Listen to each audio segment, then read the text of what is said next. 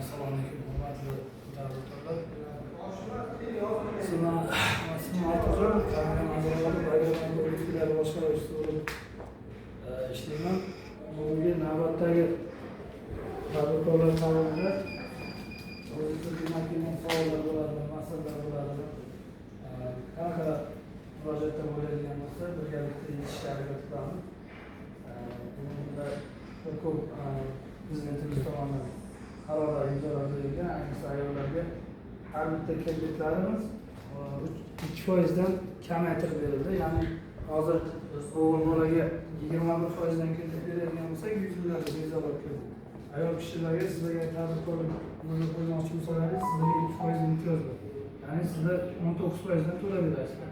2% ni davlat o'zi to'layveradi. Bundan tashqari o'zlaringiz xabarlaringiz bor, ta'lim kredit ta'lim olish bo'lsa, ta'lim kreditiga